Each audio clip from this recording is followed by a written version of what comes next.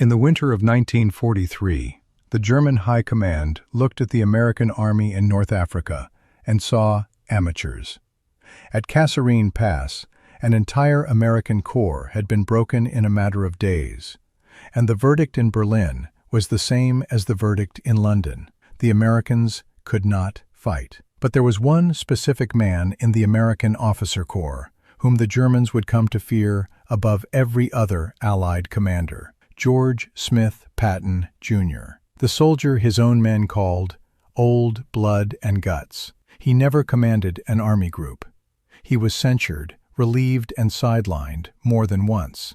And yet, when the war was over, German generals named him the most dangerous commander the Allies ever put in the field. But what exactly set him apart from all the other generals? Let's take a closer look at Patton's three greatest tactical moves of the Second World War. By the end of February 1943, the American Second Corps had stopped being a fighting formation. Kasserine had cost it more than 5,000 men, nearly half of them taken prisoner. It had lost 183 tanks, 208 artillery pieces, and more than 500 jeeps in under a week.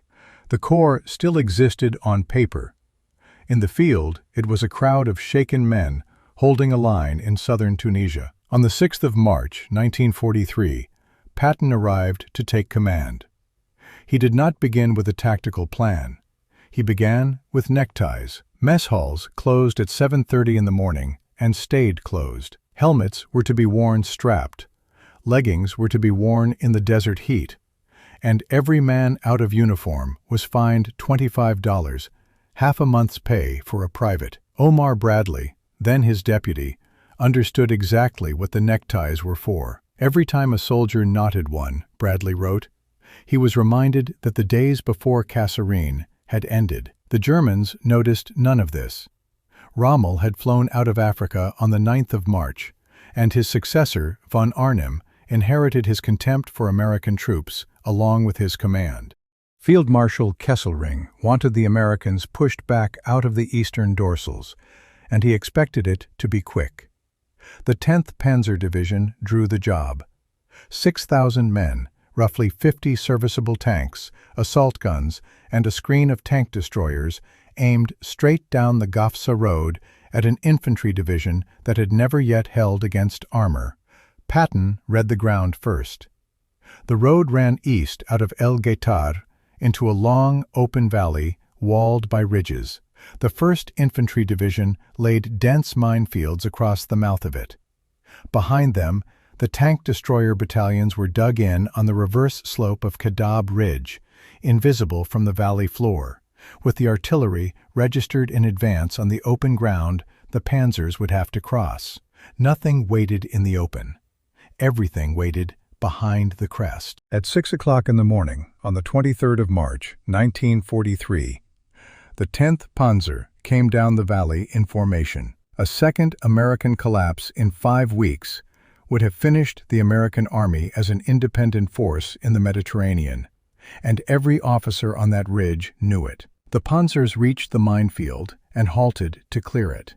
That pause was the entire battle. The tank destroyers came up over the crest, fired, and reversed back out of sight, while massed artillery fell on armor that had nowhere left to go. In roughly 1 hour, close to 30 German tanks were burning on the valley floor. One panzer destroyed every 2 minutes. The Germans came again in the afternoon, with infantry leading, and the gunners cut them apart with airbursts and with shells skipped off the hard ground. Watching from the high slope, Patton said it seemed a crime to murder good infantry like that. By the next morning, the 10th Panzer reported 26 tanks still running, half its armored strength, gone in a day. The Americans had paid for it. One tank destroyer battalion lost 21 vehicles and 72 men, and casualties across the position ran to roughly 500. But for the first time in the war, a veteran German Panzer Division had attacked American troops in open country and been broken by men who 17 days earlier had not been trusted to hold a road. The shape of the thing was already visible. Preparation finished before anyone ordered it. Speed that outran what the enemy believed possible. And a blow delivered at the exact point where the enemy had decided no blow could come. Those three habits would define every campaign Patton ever fought. Before we move on to Patton's second great tactical move, if you are enjoying this kind of detailed tactical breakdown, do consider subscribing. There is a lot more like this on the way, because with the 10th Panzer broken behind him, Patton was about to be handed the largest amphibious invasion in history, and then ordered to stand aside while somebody else won it. Operation Husky opened on the 10th of July, 1943. The plan gave Montgomery's 8th Army the direct road to Messina up the east coast. Patton's 7th Army was to land on the southern beaches and guard the British flank. On the 13th of July, Alexander went further and shifted the army boundary west, handing Highway 124 to the British and taking the last good northward road out of American hands. Bradley carried the order to Patton and told him he could not allow it. The thinking behind that order was still the thinking of Kasserine. The Americans were fit to hold a flank, and nothing more. Patton did not argue on paper. On the 17th of July, he flew to Tunis, walked into Alexander's headquarters, and asked permission for what he called a reconnaissance in force toward the west. Alexander took the phrase to mean a patrol.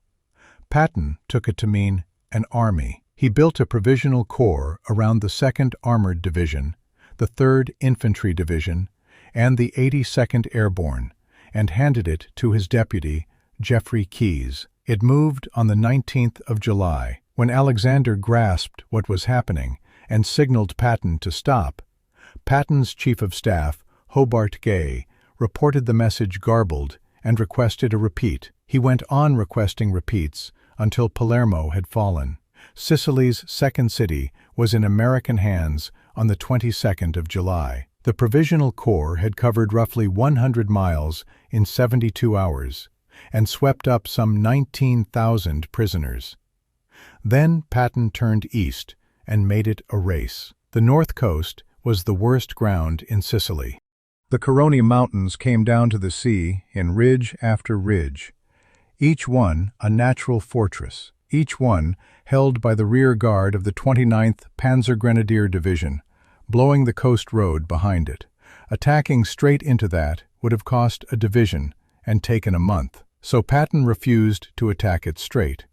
He put infantry battalions onto landing ships and landed them behind the German line instead, leapfrogging each ridge by sea while the main body pressed from the front. The first attempt went in near Sant'Agata on the 8th of August and shook 1,000 prisoners loose. The second was the one that mattered. Lucien Truscott wanted the Brolo landing postponed. Patton refused and asked him whether he was afraid to fight. Truscott answered that if Patton doubted him, he could give the division to anyone he pleased. The landing went in on the 11th of August. 650 men, under Lieutenant Colonel Lyle Bernard, came ashore behind the Naso Ridge, seized Montechipola, and cut Highway 113, the only road the German rearguard had. Then the 29th Panzer Grenadier turned around and came at them. Bernard's radio traffic that afternoon is the whole battle in 4 words. Enemy counterattacking fiercely. Do something. Of 650 men, 177 became casualties inside a single day, more than 1 in 4, and 7 of his 8 guns were destroyed on the beach. But the road had been cut at the hour it mattered, and the German position on the coast came apart. An American patrol entered Messina at 4:30 in the morning on the 17th of August, 1943. Patton had won his race by a matter of hours. Then came the sting. In 38 days, 7th Army had lost close to 9,000 men, roughly 235 every day of the campaign. And across a strait barely 3 kilometers wide at its narrowest point, the Germans had ferried out nearly 40,000 troops, over 9,000 vehicles, 47 tanks, and most of their guns, while the Italians brought back 60,000 more. Patton had taken Sicily. He had not taken the German army in Sicily. The pattern had held all the same. The plan prepared before permission arrived, movement faster than the enemy could answer, and the blow landed where the ground itself was supposed to make it impossible. And as the war ground into the frozen December of 1944, that pattern would be asked to do something no staff in Europe believed an army could do at all. On the 16th of December 1944, more than 200,000 German troops and close to 1,000 tanks came out of the Ardennes forest into a thinly held American sector. The objective was the River Meuse, and beyond it, Antwerp, splitting the American and British armies in two. Within 3 days, the town of Bastogne, where 7 roads met, was surrounded, and the 101st Airborne was inside it. The whole offensive rested on one assumption: snow and fog would ground Allied aircraft. The roads were sheets of ice, and the German staff had calculated that no Allied army could break off a battle it was already fighting and redeploy in time to change anything. The calculation was sound. It had simply been made about the wrong man. Patton's Third Army was attacking east into the Saar when the Ardennes broke open. On the 18th of December, before anyone asked him for it, Patton ordered his Chief of Staff, Hobart Gay, and his operations officer, Haley Maddox, to stop what they were doing and plan the opposite war. Disengage Third Army from its eastward attack, turn it 90 degrees, drive north into Luxembourg. They did not draft one plan. They drafted 3, one for each possible axis of advance, each complete down to march tables and road priorities, and each given a code name. On the 19th of December, Eisenhower called his commanders to Verdun. Bradley had heard it the night before, so Bradley was not surprised. The rest of the room was. Patton said he could attack with 3 divisions in 48 hours. Senior officers around that table did not believe it was physically possible, and Eisenhower told him to take 3 days rather than go in piecemeal. Then Patton walked to a telephone, spoke one prearranged phrase to his headquarters, and an army began to move. No new orders were written. No conference was held.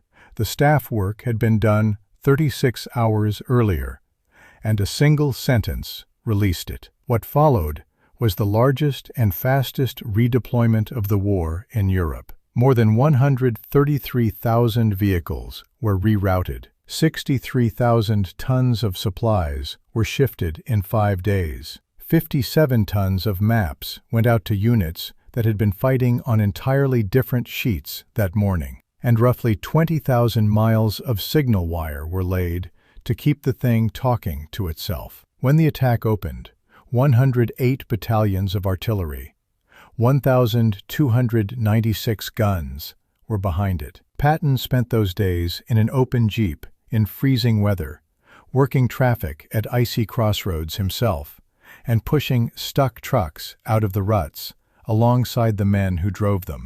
He had also, back on the 8th of December, asked his chaplain, James O'Neill, for a prayer for good weather, and had 250,000 copies printed and issued.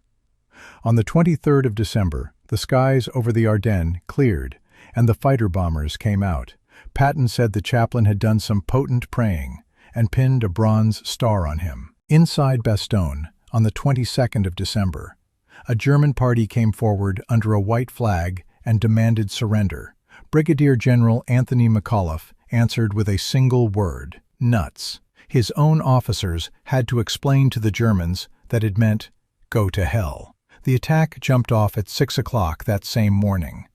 The 4th Armored Division led, over frozen roads, into infantry dug in on every rise, and the ground it had to cover was roughly 100 miles from where it had started the week. On the afternoon of the 26th of December, the Reserve Combat Command under Creighton Abrams went at the village of Assenois head-on. 2,340 artillery rounds went into it in a few minutes, and the tanks drove through their own barrage. At about 4:50 in the afternoon, the lead Sherman, a heavily armored tank named Cobra King, cleared the last of the German positions south of the town. Its commander, Lieutenant Charles Bogus, was met on the road by Lieutenant Dwayne Webster of the 326th Airborne Engineer Battalion. The corridor into Bastogne was open. It had not been cheap. The 4th Armored Division lost about 1,000 men getting there. Abrams' tank battalion was down to roughly 20 tanks, and his lead company to 4. And across the Ardennes as a whole, American losses in the first 18 days ran to 41,315 men, 96 casualties every hour, around the clock, for 2.5 weeks. Patton himself called the relief of Bastogne the outstanding achievement of the war. The men who had planned the offensive agreed in their own way. After the war, General Blumentritt wrote that they had regarded Patton as the most aggressive panzer general the Allies possessed. A man of lightning action, whose operations came closest to their own idea of a commander. Alfred Jodl was blunter still. He called Patton the American Guderian, a general who preferred large movements, took enormous risks, and won enormous successes. Rommel, who had left Africa convinced the Americans were beatable, later wrote that it was Patton's army in France that produced the most astonishing achievements in mobile warfare he had seen. The German army had spent 2.5 years being told that the Americans could not fight. It had spent those same years learning the name of the one American who could not be stopped from moving. Thank you for watching. What is your favorite tactical move by Patton? And which commander should I cover next? Let me know in the comments. And if you enjoy the content, why not subscribe? See you again soon.